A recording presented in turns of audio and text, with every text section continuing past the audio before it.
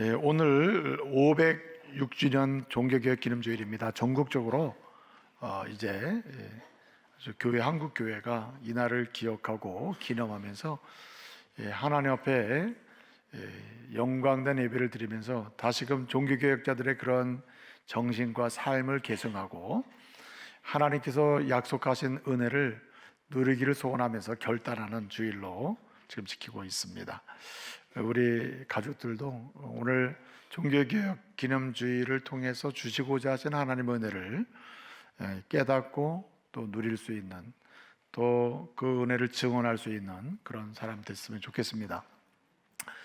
오늘 본문을 보면 우시야라고 하는 분이 나옵니다. 우시야는 남쪽 이스라엘의 10대 임금입니다. 솔로몬 왕 이후에 이스라엘이 남과 북으로 분단이 됐는데, 남과 북으로 분단된 이후에 남쪽은 유다라고 불렀고 북쪽은 그냥 그 이름 그대로 이스라엘 또는 구별해서 북이스라엘, 또 남쪽은 유다 또는 남유다 이렇게 불렀습니다. 이 남쪽 유다가 이스라엘의 정통성, 하나님의 그 언약을 계승하고 그 믿음으로 말미암는 하나님의 백성 된다고 하는 그 언약의 그 믿음을 계승해서 다시 오실, 또 이 땅에 오실 초림하실 예수님을 보여주고 증언하는 그런 정통성 있는 왕조로, 다윗의 후손이죠.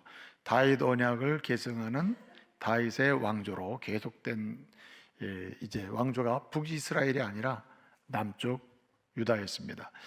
그 남쪽 유다의 솔로몬 이후에 이제 르호보암부터 시작해가지고 마지막 쭉 이제 왕들의 이야기 되는데, 이 남쪽 유다의 약 한 20명의 왕들이 쭉 소개되고 있습니다. 그 부분이 이제 오늘 이 역대하의 이야기입니다. 역대상은 솔로몬 이야기로 이렇게 전환되는 다윗의 이야기로 끝이 나고, 역대하는 1장부터 9장까지 이제 솔로몬 이야기가 나오면서 분단돼서 이제 진행되는 이야기가 쭉 나옵니다. 그래서 10장부터는 르호보암부터 시작해서 분단된 남쪽 유다의 이야기가 나오거든요.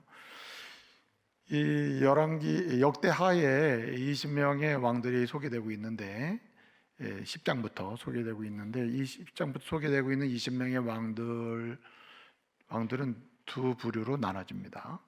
두 부류로 나눠지는데, 한마디로 형통한 왕, 또 한 부류는 불통한 왕으로 나눠집니다. 불통시대와 형통시대로 나눠지고, 불통한 왕 밑에서 불통함을 경험하는 백성들의 상황이 나오기도 하고요, 또 형통한 왕 밑에서 형통함을 경험하는 이스라엘의 역사가 기록되고 있습니다. 여러분 보면 이 초반에 형통하다가 후반에 불통하는 사람이 있고, 전반부에 불통하다가 후반부에 형통한 삶으로 나가는 사람이 있고, 처음부터 형통하다가 더 형통한 사람이 있고, 처음부터 불통하다가 더 불통한 사람이 있을 수 있습니다. 여러분 지금 현재적 상황이 어떤 상황입니까? 형통한 상황입니까? 아니면 불통한 상황입니까? 형통으로 나가는 상황입니까? 아니면 불통으로 나가는 상황입니까? 불통에서 형통으로 갑니까? 형통에서 불통으로 가고 있습니까? 불통에서 더 불통으로 가고 있습니까? 형통에서 더 형통으로 가고 있습니까? 한번 생각해 보세요. 오늘 하나님의 소원은 무엇이겠습니까? 하나님의 은혜로 하나님의 자녀가 된 저와 여러분 모두를 통해서 형통하게 하시는 하나님을 역사 속에 증언하기를 원하시고 나타내기를 원하심을 믿으시기 바랍니다. 그래서 오늘 말씀 보게 되면 우시야라고 하는 왕인데, 남쪽 유다의 20명의 왕들 중에 이제 10대 왕인데, 남유다의 이 사람은 오늘 본문에 보게 되니까 5절에 하나님 뭐하게 하셨어요? 형통하게 하셨더라 이렇게 적어나고 있습니다.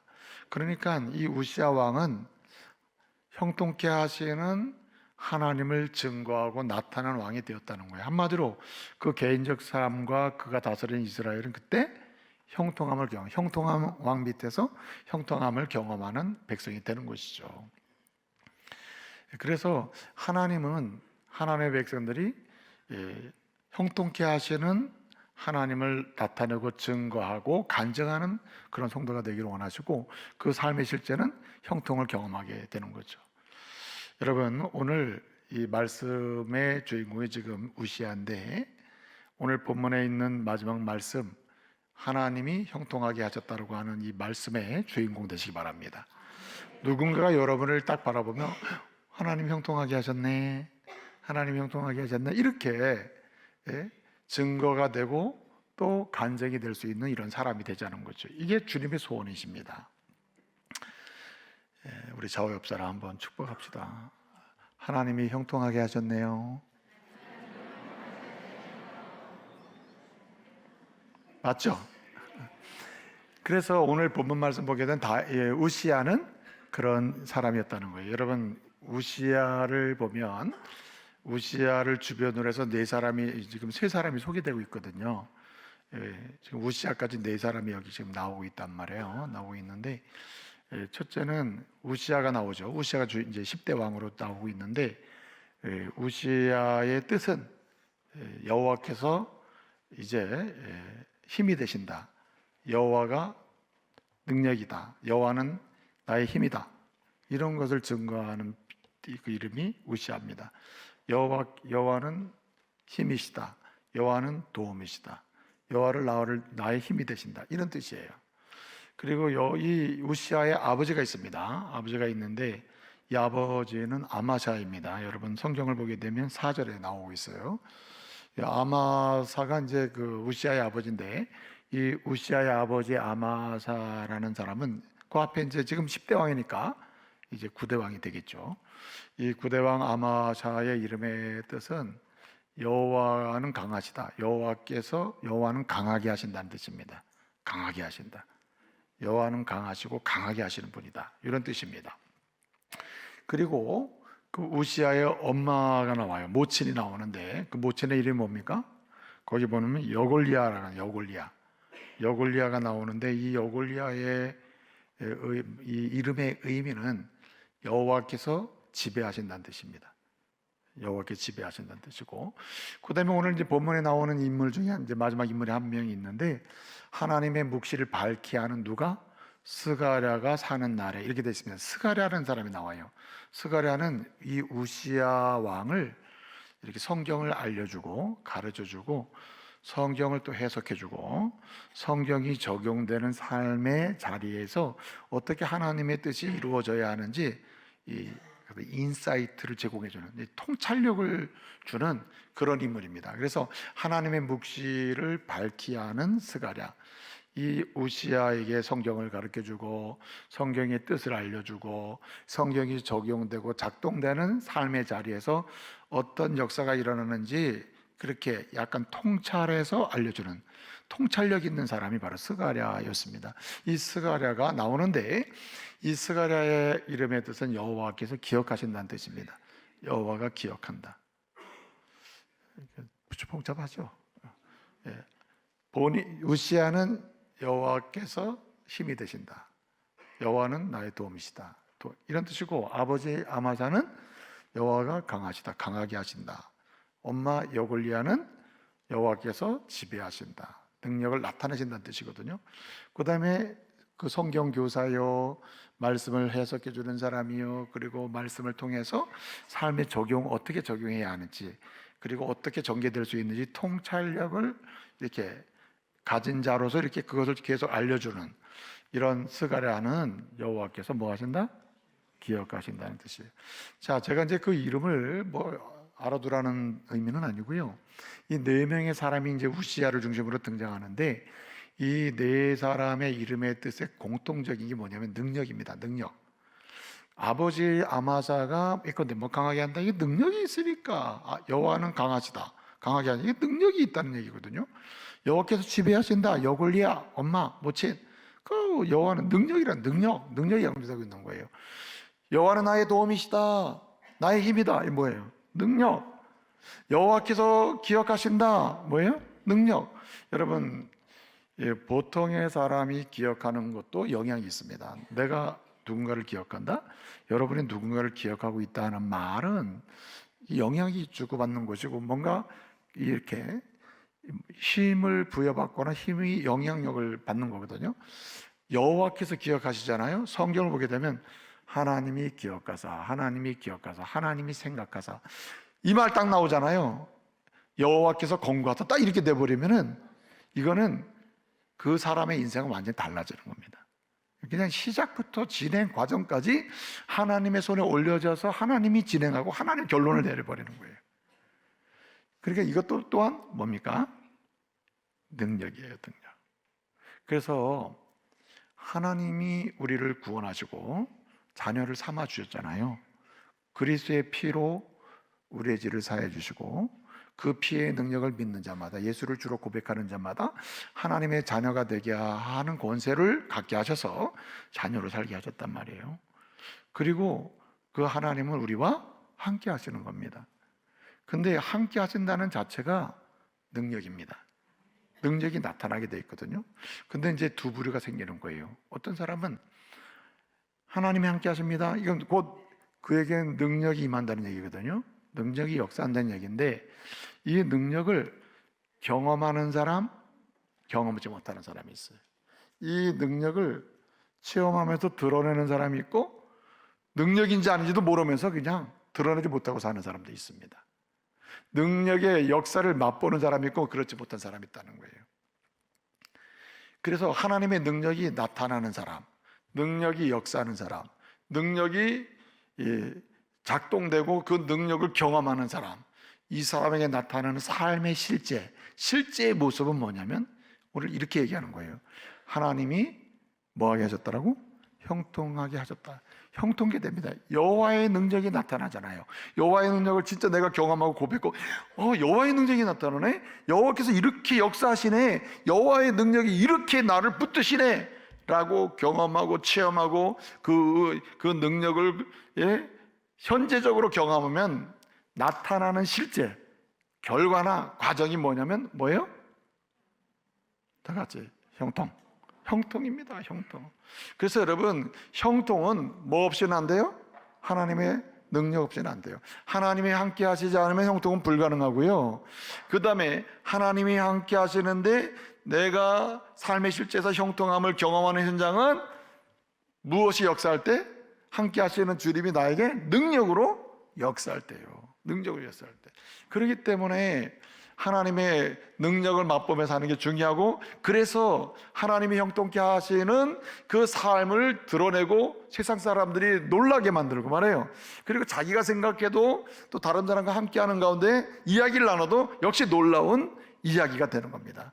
그래서 하나님은 오늘 은혜로 구원받은 저와 여러분이 이렇게 하나님이 형통케 하시는 것을 체험하고 그것을 증거하기를 원하심을 믿으시기 바랍니다.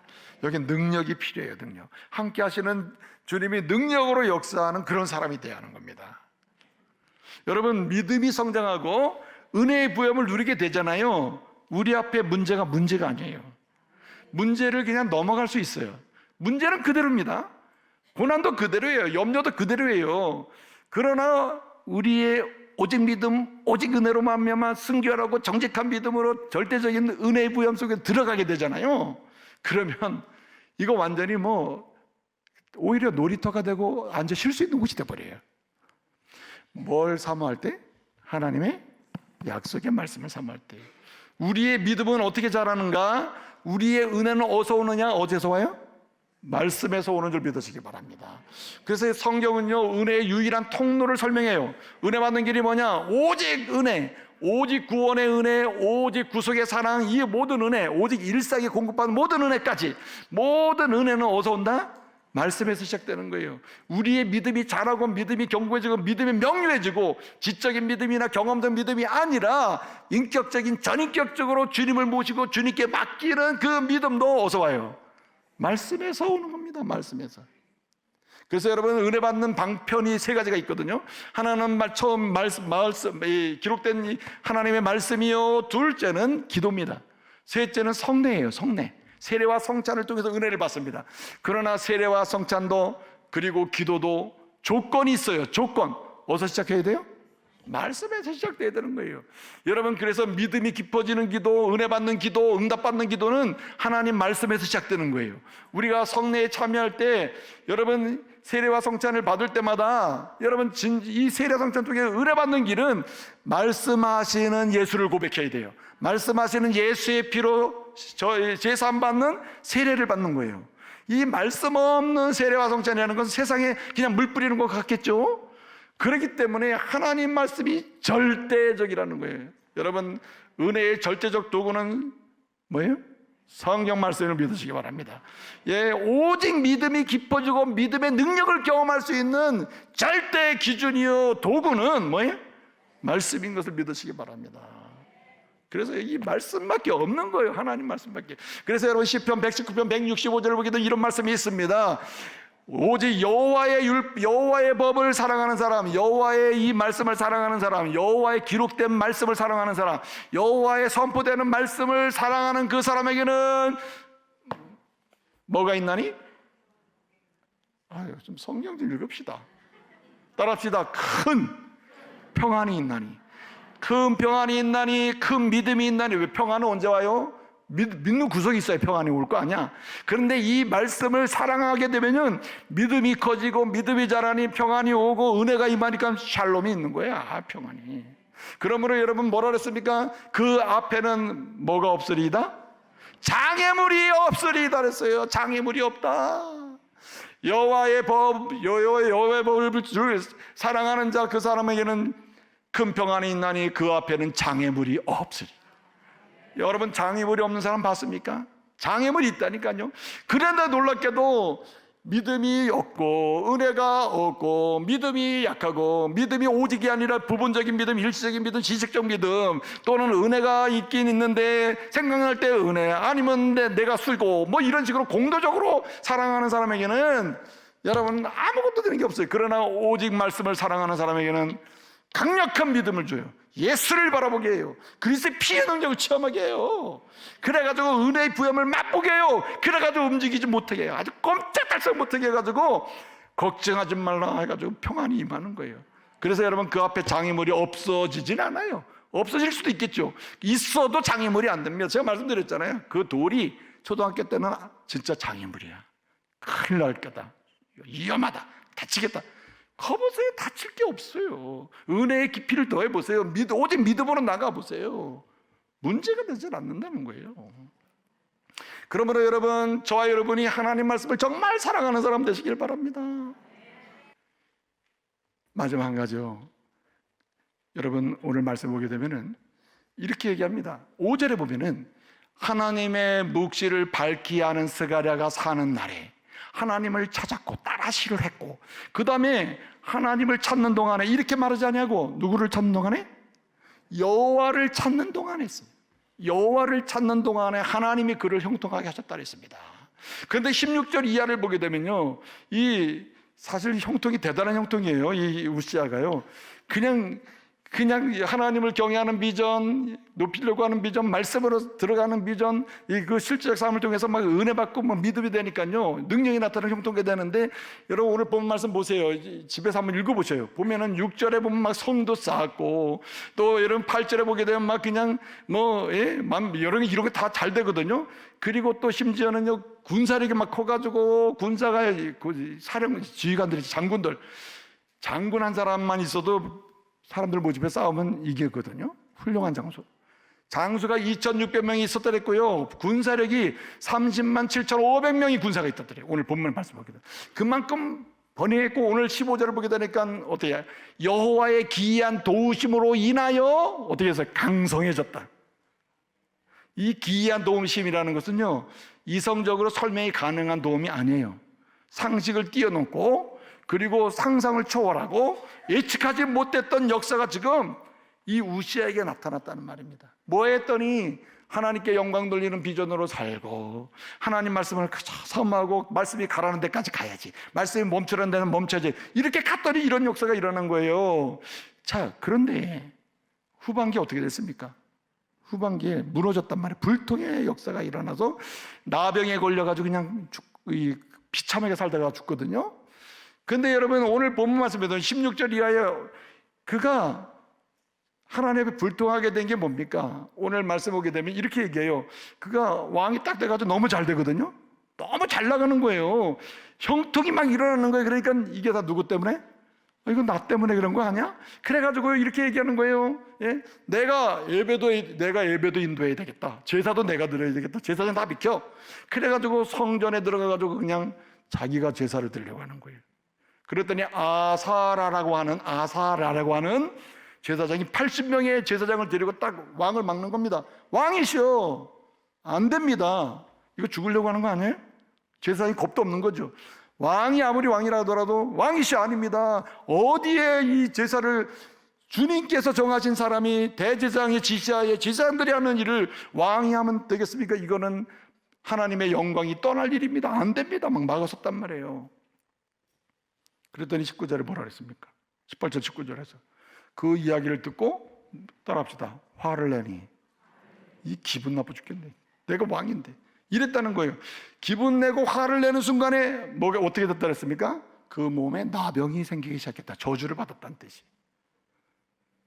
여러분 근데 이 이야기를 읽기 시작해요. 16절에 보게 되면 여호와의 성전에 들어가서 죄를 범했다 그랬습니다. 여호와의 성전에 들어가서. 여러분 여호와라는 이름은 무슨 이름이라 했어요? 여호와라는 이름은 언약의 이름이다. 언약. 예? 하나님은 누구나 부를 수 있는 이름이지만 언약의 이름은 하나님을 믿는 자가 떼야 뗄 수 없는 가운데서 내가 너 책임질게 하고도 언약의 대상이 된 사람이 하나님을 부르는 독특한 이름이 뭐라고요? 여호와라는 거예요. 마치 결혼 언약을 통해서 여러분 서로 여보 자기 막 이러잖아요. 근데 이웃집 아저씨가 와서 여보 이러면 돼요, 안 돼요? 안 되잖아요. 그건 언약 관계에 있는 사람만 부르는 거거든요. 이 여호와는 언약 속에 있는 사람만 부르는 거예요. 믿는 자가 부르는 거룩한 이름이거든요. 그래서 이 여호와를 강조하는 이유는 그리고 제사장이 잘못한 게 많았을 겁니다. 후반기에. 그 대표적으로 하나 끄집어내서 16절부터 기록하고 있는데 이게 성전 안에서 잘못한 거예요. 성전 안에서. 성전에 잘못된 건데 뭡니까? 제사장이 드릴 예배를 자기가 드리는 거 아니에요. 이게 지금 큰 문제 아닙니까? 네? 여러분 본래 우시야 왕의 본래 이름이 뭔지 아세요? 본래 우시야 왕의 이름은 열왕기하 14장 21절을 보게 되면 아사랴입니다. 아사랴. 오늘 제사장 이름이 뭐예요? 아사라니까. 이 제사장이나 왕이나 아사라인데 아사라의 이름의 뜻은 여호와께 도우신다는 뜻이에요. 저와 여러분이 다 이 시대의 아사라예요. 아사라. 근데 이런 아사라도 있고 저런 아사라도 있어요. 여호와의 도우심으로 말미암아 하나님의 전에 들어와서 함께 영광 돌릴 만한 그런 자격을 가진 사람들임에도 불구하고 어떤 사람은 예수 이름으로 예배드리는 사람이 있고 예수 없이 드리는 사람도 있고 교회를 사랑하지도 않고 교회와 무관하게 자기가 원하는 대로 들락거리는 사람도 있는 거예요.